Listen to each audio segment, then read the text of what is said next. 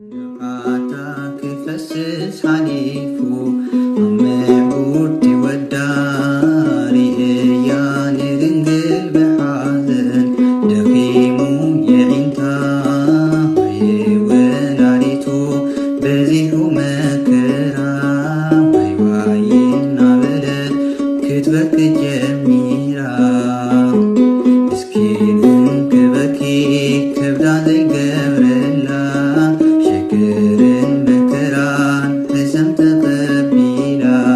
በስመ አብ ወወልድ ወመንፈስ ቅዱስ አሐዱ አምላክ አሜን። ሰላም ሰላም የእግዚአብሔር ምስኻም ይኹን። ክብራት ኣሕዋተይን ኣሓተይን ኩልኩም ቤተሰበይን ኣዚብ ሰባዊት ተኸታተልቲ ከመይ ቀኒኹም? ኣነ ሰላም ኣምላኽ ይመስገን። እሽምበኣር ቤተሰበይ ብላይክ ጀምርዎ በረከት ተኻፈሉ። ናይ ስደታ ድንግል ማርያም ብቐዳማይ እቲ መሪር ስደታ ቀዳማይ ክፋል ናይ ኣምላኽ ኣሕሊፈ ነይረ ካብዚ ኣሕዋትና ዝፀሓፉልና በረከት ክንካፈል ሒዘ መፅአ ነይረ። ሕጂ ከዓ ካልኣይ ክፋል ይቕፅል ሓቢርና በረከት ንካፈል። እሺ ካልኣይ ክፋል እቲ መሪር ስደታ ናይ ድንግል ማርያም ብክዩ ሁዙናን ሃልየክሙ ስደታ እቲ መሪር ስደታ መንገድና ምስ ጀመርና ሰራዊት ሄሮድስ ተጓነፉና እንተኾነ ነታ ኣብኡ ዝነበረት ዓባይ ኦም ሳግላ ህብእና በልናያ ህብእና እሞ ምስ ስንቅናን ንብረትናን ተኸፊታ ሓበእትና እታ ምሳና ዝነበረት ኣድጊ ኣብ ውሽጢ እታ ሳግላ ኮይና ኣድሃየት ድምፂ ዝሰምዑ ሰራዊት ሄሮድስ ረኸብናዮም ኢሎም ናብዝን ናብትን በሉ ግና ንኸንቱ ደኺሞም ከይረኸቡና ተመለሱ። ንሕና ከዓ መንገድና ቀጸልና መንገዲ ከይጠፍአና ኢለ ወደይ ክሕብረና ካብ ዝባነይ ኣውረድክዎ። ንስ ግና ከምቲ ክዳን ኣዲኡ ሒዙ ሕዘልኒ እናበለ ዝበኪ ህፃን ገፀይ እናረኣየ ይበኪ ነበረ። ኣነ ከዓ ዋይ ወደይ ኢለ እናሰዓምኩ ሓዘልክዎ። ሶሎሜ ከም ዝደኸምኩ ፈሊጣ ንወደይ ተቐበለትኒ። ዮሴፍ ከዓ ብግዲኡ ንስንቅና ፀይሩ ከየኣኽሎ ሶሎሜ ከም ዝተቐበለትኒ ርእዩ ተቐቢሉ ኣብ መንጎይቡ ሓንገሮ። እቲ ወቕቲ ሓጋይ ብምንባሩ ሃሩር ፀሓይ በርቲዑና ኣብ ትሕቲ ገረብ ኣዕረፍና።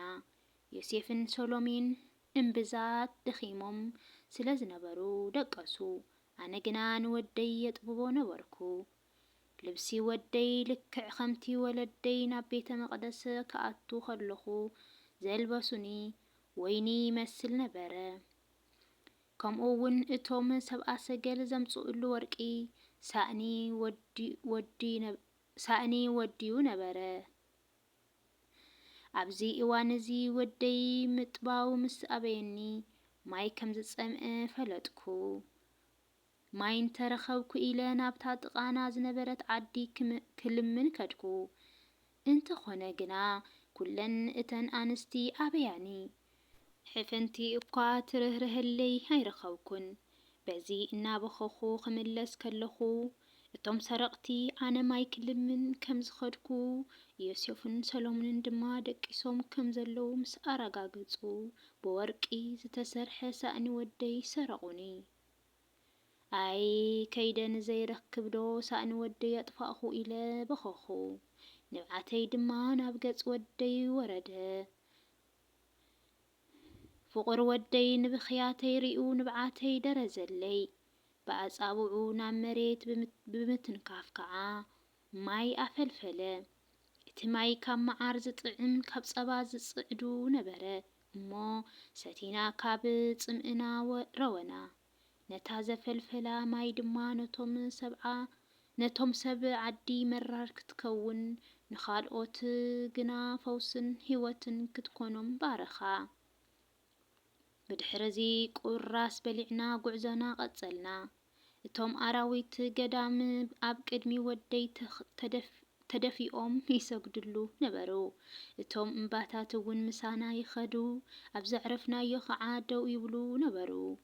ፍቅር ወደይ ናብቶም ብሸነኽ የማን ዝነበሩ እምባታት እናረኣየ ደው በሉ ኢሉ ብየማናይ ኢዱ ምልክት ገበረሎም።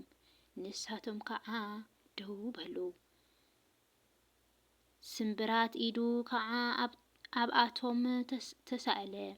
ብተመሳሳሊ እውን ነቶም ሸነኽ ጸጋም ዝነበሩ እምባታት ብጸጋማይ ኢዱ ምልክት ገበረሎም። ነቶም ዘይኣመንቲ ኣረማውያንን ንስመይ ዝኽሕዱን ምልክት እናኾኖም ይንበር ብዝበሎ መሰረት ስምብራት ኢዱ ክሳዕ ሕጂ መዘከርታን ተኣምርን ኮይኑ ይርከብ ኣሎ። ብምቕጻል ፍቁር ወደይ ነቶም እምባታት ንስኻትኩም ህይወት ዘይብልኹም ከለኹም ፈለጥኩምኒ፣ ብኣንጻሩ እቶም ብመልክዐይን ምስለይን ዝፈጠርክዎም ነገስታት ግና ስለ ዘይፈልጡንን ስለ ዘይኣምኑንን ክቐትሉኒ ደለዩኒ በሎም። መንገድና ቀጺልና ናብ ቤት ትእማር ዝስማ ሰበይቲ ኣተና። ትእማር ካበይ ዝመጻእኺ ኢኺ ኢላ ሓተተትኒ። ኣነ ከዓ ካብ ምድረ ይሁዳ ዝመጻእኹ ስደተኛ እየ በልክዋ። ትእማር ከዓ ንስኺ ሓያልን ደረቐኛን ስለ ዝኾንኪ ትኾኒ እምበር ከማኺ ዝበለት ደኣ ካብ መጋረጃኣ እኳ ዘይመወፀት በለትኒ። ዮሴፍ ንኽምልስ ግድን ኮይኑዎ ንለማኒ እንተለካ ትህቦ እንተዘይብልኻ ግና ናብ ዘለዎም የብፅሕኻ ይርዳእኻ ትብሎ እምበር ከም ኩናት ልቢ ዝወግእ ቃል እንታይ ይገብረልኪ ኢሉ ገሰጻ። ኮቲባ ትበሃል ኣገልጋሊት ትእማር እዚ ሓላዊ ኣጣል ዝመስልሲ ንእመቤቴ ከመይ ኢሉ ይደፍራ ብምባል ንዮሴፍ ሃረመቶ። ንፍቁር ወደይ ከዓ መንጢላ ደርበየቶ። ትዕግስቲ ልማዱ እዩ እሞ ከም ህፃን ደኣ በኸየ ዋይ ወደይ ኢለ እናነባዕኹ ካብቲ ዝወደቐ ከተንስኦ ደለኹ። ዮሴፍ ግና ተኣምሩ ደልዩ ኣምላኽነቱ ይግለጽ ግደፍ እዩ በለኒ። ኣብዚ ግዜ እዚ ምድሪ ተኸፊታ ንትእማር ምስ ገረዳ ወሓጠታ። ቤተሰባ ከዓ ወኻርያ ህበይ ኮይኖም ብገዛእ ኣኽላባቶም እናተሃንደዱ ወፂኦም ከዱ። ካብዚ ቤት ወፂና ነዊሕ መንገዲ ምስ ከድና ኣብ ሳሚኖን ትበሃል ዓዲ ኣተና። ብኡ ንብኡ እቶም ህዝቢ ዘምልኽዎ ዝነበሩ ዓብዪ ዳዕሮ ወደቐ። ፍቁር ወደይ ትእምርቲ ኩን ምስ በሎ ከምኡ ኾነ። ኣብኡ ዝነበረት ገረብ ወልደ እግዚኣብሔር ናብዚ ብምምጻእኻ ሰላምታ ይግበአካ እናበለት ሰገደት። ኩሉ እቲ ነዚ ተኣምራት እዚ ዝረኣየ ህዝቢ ከዓ ፈጺሙ ተደነቐ። ድሕረዚ ኣብ ጉዕዞ ከለና 5 ኣግማል ክውሕጡና ተሃንደዱ።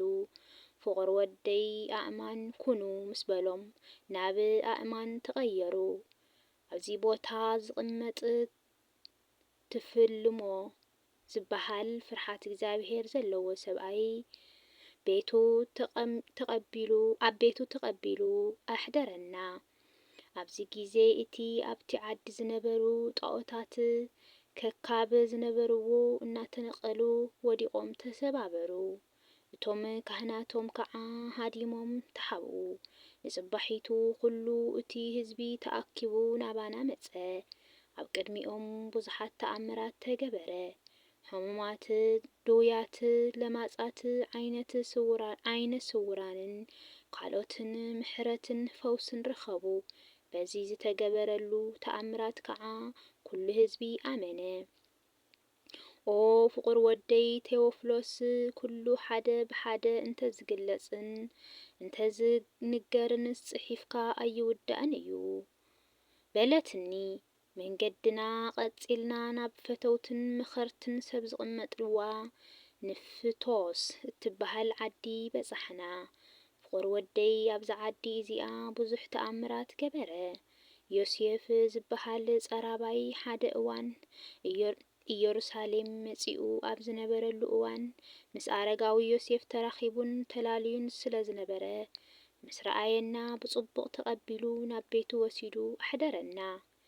ኣብዚ ቤት እዚ ጋኔን ዝሓደሮ ወዲ ነበረ። ንፍቑር ወደይ ምስ ረኣዮ ናብዚ ክተሳቕየኒ ዶ መጻእኻ? ኢየሩሳሌም ገዲፍናልካ ዶ ኣይኮናን በለ። ፍቑር ወደይ ከዓ ውፃእ በሎ እሞ ብኡ ንብኡ እቲ ወዲ ሓውዩ ምስ ኣቦኡን ኣዲኡን ንስኻትኩም ናባና ብምምጻእኹም ንሕና ዕድለኛታት ኢና ኢሉ ሰገደልና። ብዙሓት ሰባት ከዓ በዚ ዝረኣይዎ ተኣምር ኣመኑ። እቶም ዓበይቲ ዓዲ ናብኣቶም ሃዲሞም ዝተሓብኡ ካህናት ጣዖት መጺኦም ንስኻትኩም ስለምንታይ ሃደምኩም በልዎም። እቶም ካህናት ጣዖት ከዓ እዛ ሰበይቲ ምስ ወዳ ምስ መጸት ኣማልኽትና ተሰባበሩ፣ እንተ ጸገናዮም እውን ንጽባሒቱ ተሰይሮም እናጸንሑና ኢና በልዎም። ካህናት ጣዖትን ዓበይቲ ዓድን ተኣኪቦም ናብታ ዝነበርናያ ቤት መጹ። ንሕና ከዓ ኣብ ሳልሳይ ደብሪ ተሓባእና። እዞም ካህናት ጣዖትን ዓበይቲ ዓድን ነቲ ኣብ ቤቱ ዝሕደረና ሰብኣይ ወሲዶም ኣዝዮም ኣጨነቕዎ። ንሱ ግና ካባይ ካብ ዝኸዱ 3 መዓልቲ እዮም ገይሮም። ስለዚ ናበይ ከም ዘበሉ ኣይፈልጥን እየ በሎም። ምስጢር እንተ ኣውፅኣሎም ኢሎም ደጋጊሞም ሃረምዎን ኣሳቀይዎን። ንሱ ግና ቃሉ ኣይቀየረን።